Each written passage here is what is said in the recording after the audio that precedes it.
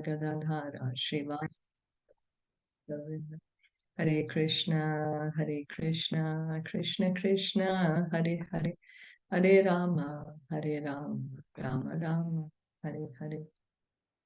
You're reading from Srimad Bhagavatam, Canto 4, Chapter 18, Text 14. Rishayo duduhur devim. Rishayo druduh devim. Indriyeshu atha sattama.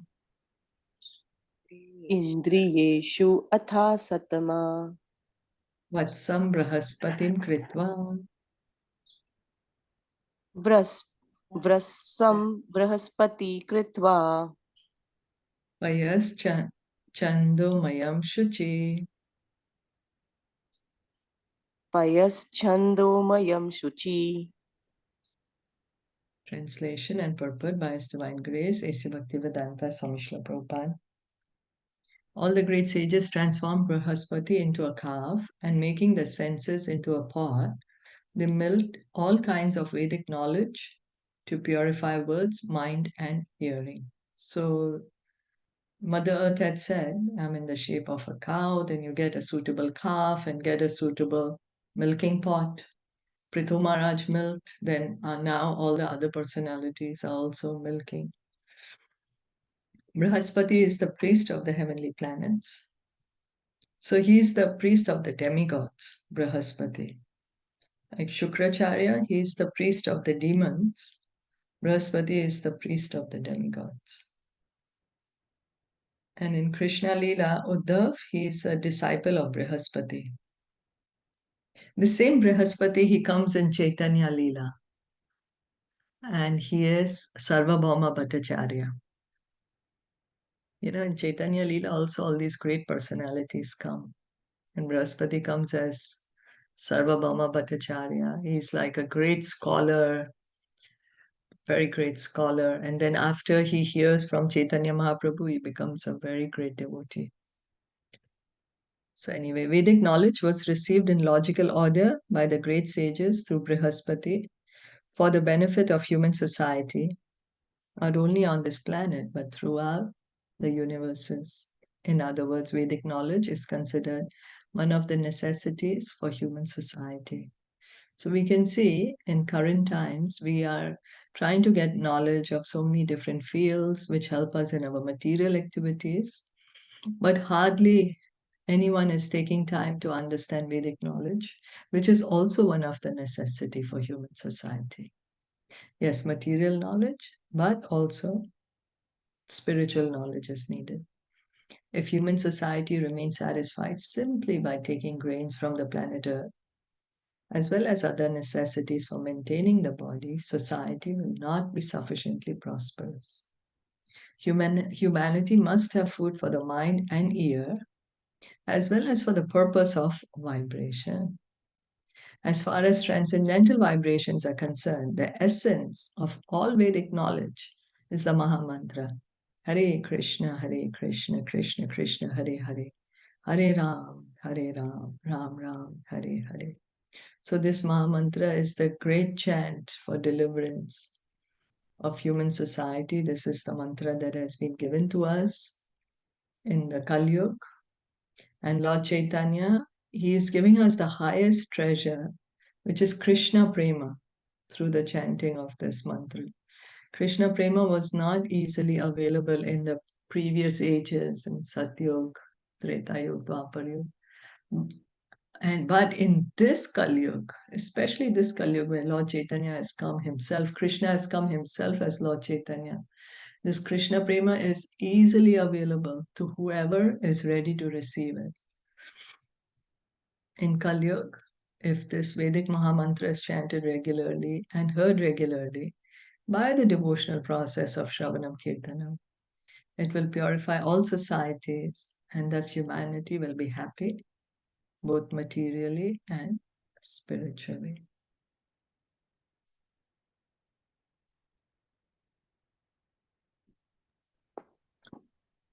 Kritva Vatsam Suragana. Kritva Vatsam Suragana. Indram Somam Adu Duham. Indram Indra somam Soma adudhuman. Hiranmayena patrena Hiranmayena patrena Viryam ojo balam paya. Viryam ojo balam paya. All the demigods made Indra, the king of heaven, into a calf, and from the earth they milked the beverage som, which is nectar. Thus they became very powerful in mental speculation and bodily and sensual strength. So how the different personalities, they are bringing a different calf because they need to take some different ingredients. So in this verse, the word soma means nectar. Soma is a kind of beverage made in the heavenly planets, from the moon to the kingdoms of the demigods and the various higher planetary systems. By drinking the soma beverage, the demigods become more powerful mentally and increase their sensual power and bodily strength. So this somras is very famous even in human society. Many people have the desire to go to the heavenly planets, to go to the moon planet or beyond, to drink this nectar, the somras, which increases one's ability to enjoy the senses more and more. The words Hiranmayana Patrena indicate that the soma beverage is not an ordinary intoxicating liquor. The demigods would not touch any kind of liquor. So it's not like the alcohol or the intoxicants that we get on this planet, but it's something celestial, no? That's the reason the demigods drink it. Nor is soma a kind of drug, it is a different kind of beverage available in the heavenly planets. Soma is far different from the liquors made for demoniac people, as explained in the next verse. So it's like nectar for the demigods. The nectar of devotion, that's what Lord Chaitanya came to give us, the nectar of devotion. And we can dive into this. Nectar of devotion is compared to an unlimited ocean, as an unlimited ocean, and one can dive deeper and deeper into this nectar. It's very sweet, sweet nectar of devotion,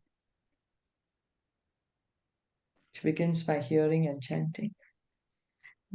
Daiteya Danava Vatsam. I just have Daiteya Vatsam. Hare Krishna. I have Hare one Krishna. question. So is this the same thing that came out when there was the churning of the ocean? I'm not sure. Okay. That time, they were churning some nectar. They wanted to become immortal. They wanted to become strong to fight against the demigods. Yeah. But what nectar it was, I'm not sure.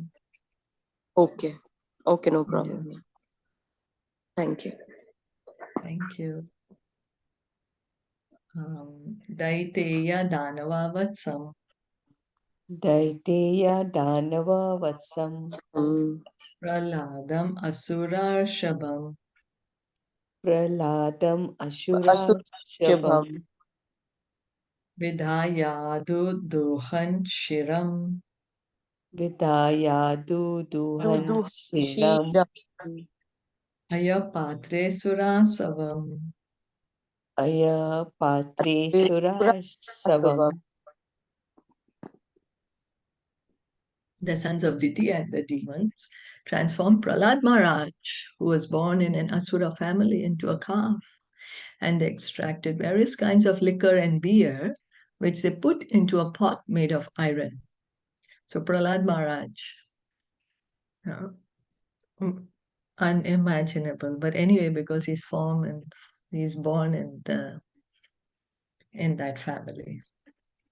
The demons also have their own types of beverages in the form of liquors and beers, just as the demigods use somras for their drinking purposes.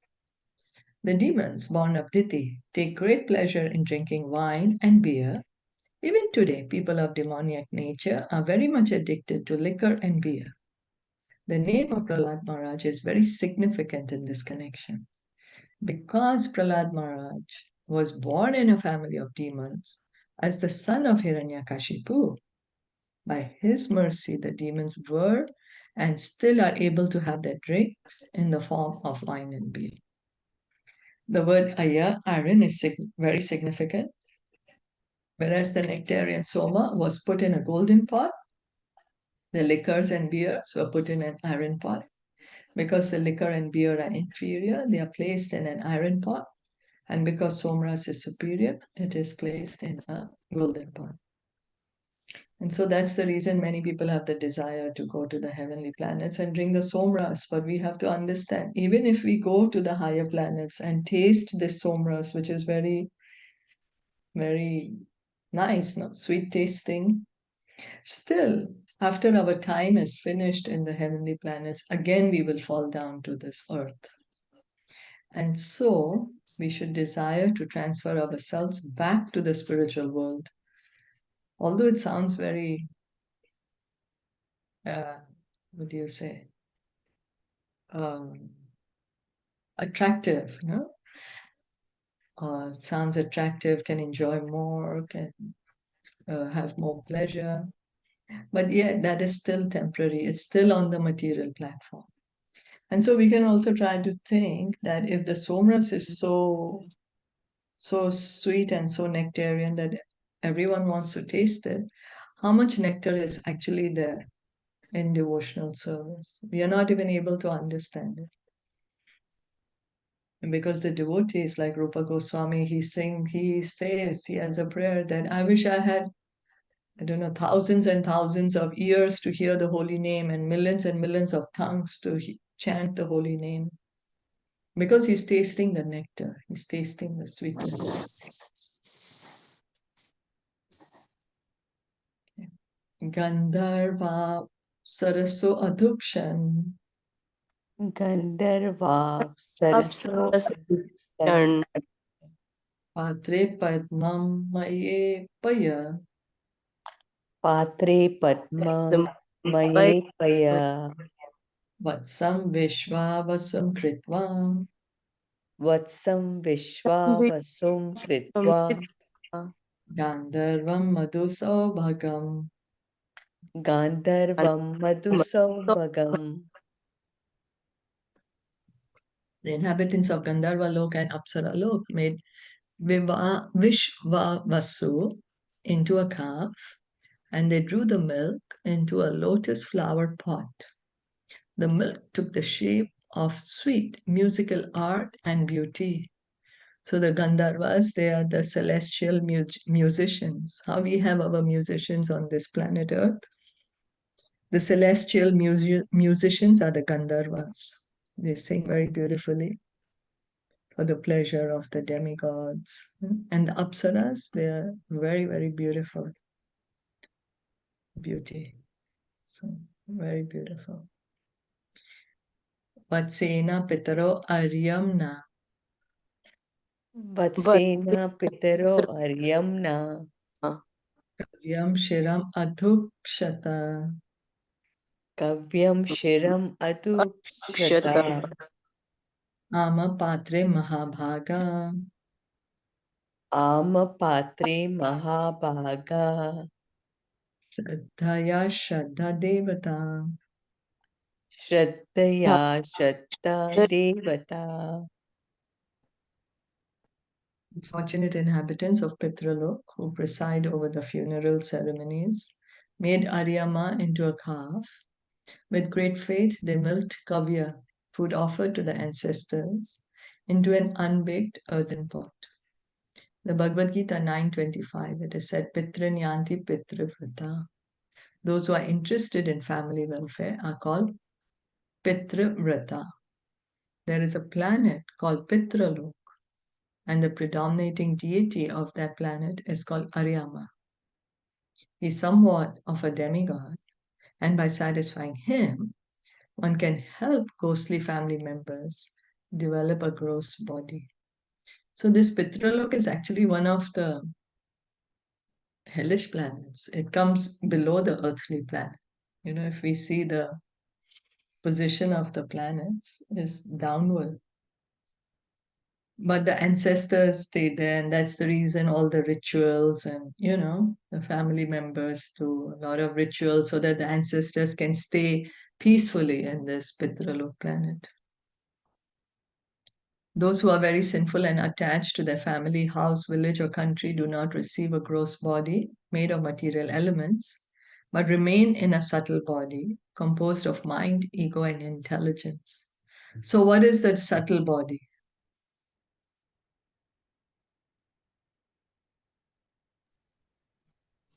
Mind, My intelligence and Ahankar, Man, the Buddhi, Ahankar. That is the subtle Yeah, body. false ego. Yes, False mind, ego, yeah. intelligence, and false ego. False ego. And so, subtle body is there. And what is the gross body? the body made of the 5 elements. Elements. Yeah, that's right. So, are we able to see the subtle body? No. No, that's right. But we can see the gross body.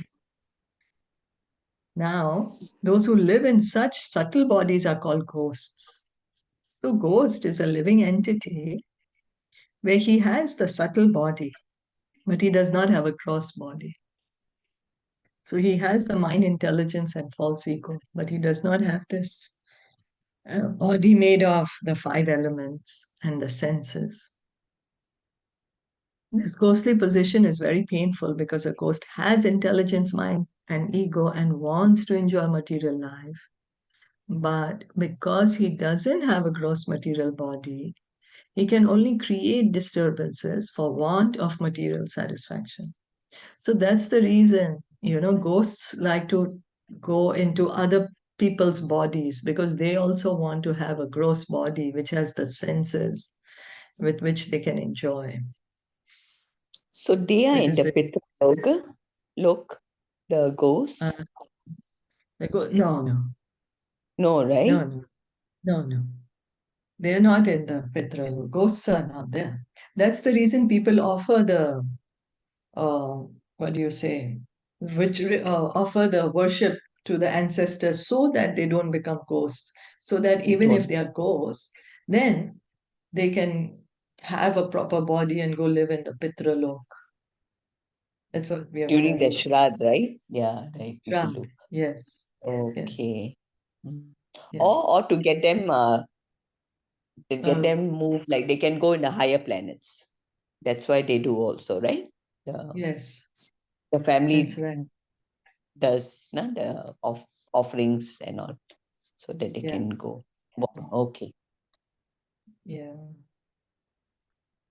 So it is the duty of the family members, especially the son, to offer oblations to the demigod Aryama or to Lord Vishnu.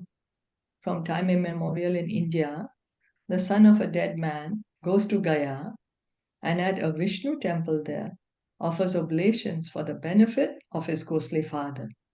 It's not that everyone's father becomes a ghost, but the oblations of Pinda are offered to the lotus feet of Lord Vishnu so that if a family member happens to become a ghost, he will be favored with a gross body. However, if one is habituated to taking the prasad of Lord Vishnu, there is no chance of his becoming a ghost or anything lower than a human being. So, for a devotee or one who has taken prasad, then at his next life is guaranteed at least as a human being or higher. In Vedic civilization, there is a performance called Shraddh by which food is offered with faith and devotion. If one offers oblations with faith and devotion, either to the lotus feet of Lord Vishnu or to his representative in Pitralok Aryama, one's forefathers will attain material bodies to enjoy whatever material enjoyment is due them. In other words, they do not have to become ghosts.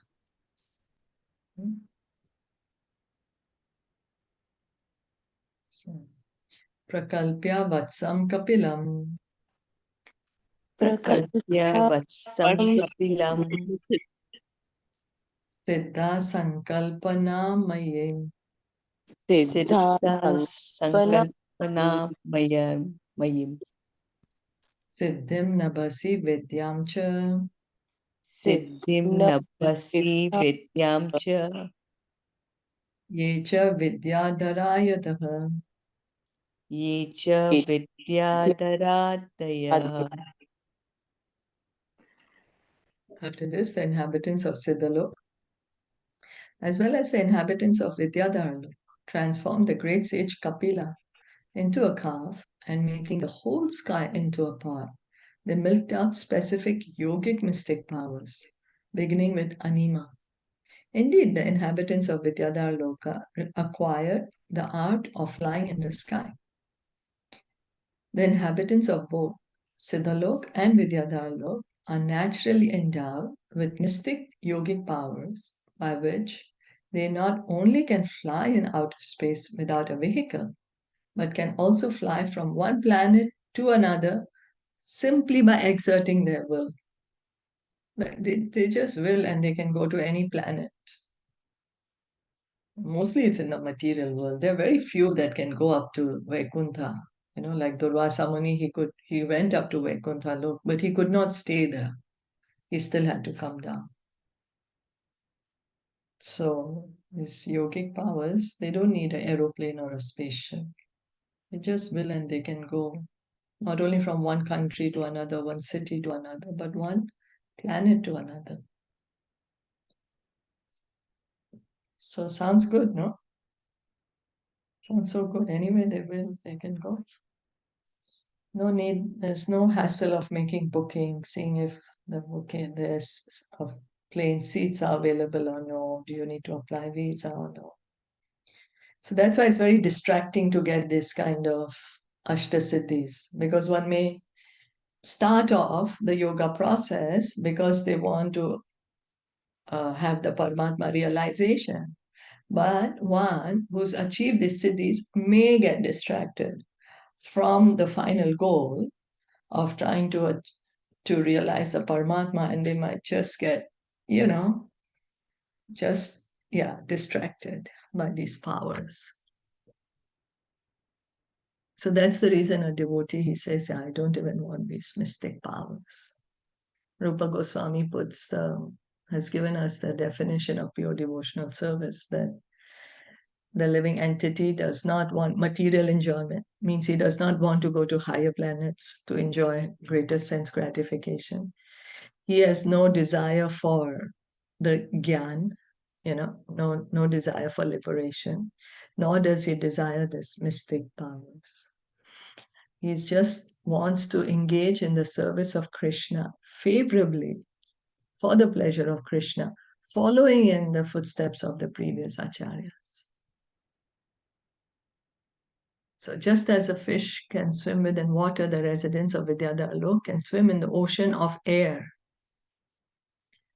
They can fly in the air, Vidyadharalok. As far as the inhabitants of Siddhalok are concerned, they are endowed with all mystic powers. So the Vidyadharalok, they can fly, but the Siddhalok, they have all these 8 mystic perfections. The yogis in this planet practice the eightfold yogic mysticism, namely Yam, Niyam, Asana, Pranayam, Pratyahar, Dharana, Dhyan, and Samadhi. By regularly practicing the yogic processes one after another, the yogis attain various perfections. They can become smaller than the smallest, heavier than the heaviest, etc. They can even manufacture a planet, get whatever they like, and control whatever man they want. So not only that, they can become so small, smaller than the smallest. So they can really become like tiny, enter into an atom probably, or heavier than the heaviest. So maybe they can become like heavier than Himalayan mountain. And then they can manufacture their own planet also. Like how we heard Kapila Muni, Kardama Muni, he made a flying city almost like that. Even Hanuman had the cities. Hanuman, yeah, because see how he could go, to Lanka. He could go through he jumped, the door. right? He jumped. Jumped, and Really? even he became very small. He could go. Ah, Yeah, we really? Yeah, that's Ashti- right. Yeah. Ah, that's yeah, right. Thank you. Ashti Yes. Siddhinam Nidata. Yeah, Yeah. yeah. So see, Sing Anmol also has. Ashti Siddhi. Yeah, Yes. Ashti Yeah, Yes. Siddhinam the pure Nidata. devotees, they Yes. have these siddhis, thank you. So the pure devotees have the siddhis. They may or may not choose to show them. Mm. They may choose to show them when they are needed to engage in service. Yes, thank you. So all the residents of Siddhaloka are naturally endowed with these mystic yogic powers. It is certainly a very wonderful thing if we see a person on this planet flying in the sky without a vehicle. But in Vidyadharlok, such a flying is as commonplace as birds flying in the sky.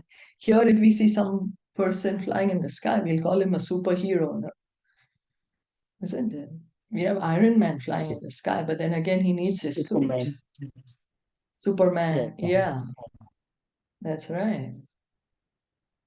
So in Vidyadharlok, it seems everyone can fly in the sky. Similarly, in Siddhalok, all the inhabitants are great yogis, perfect in mystic powers.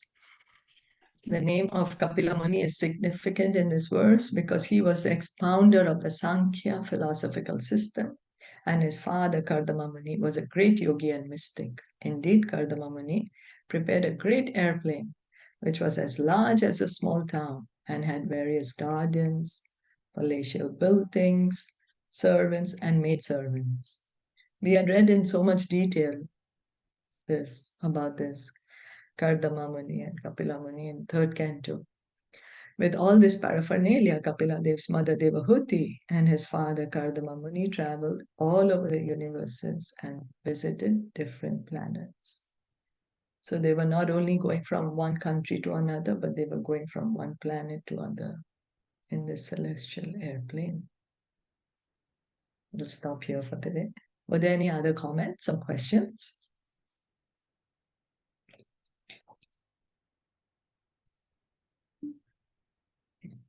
Thank you so much for listening and joining in. Srimad Bhagavatam ki jai, Srila Prabhupada ki jai, Gaur Bhakta Vrinda ki jai.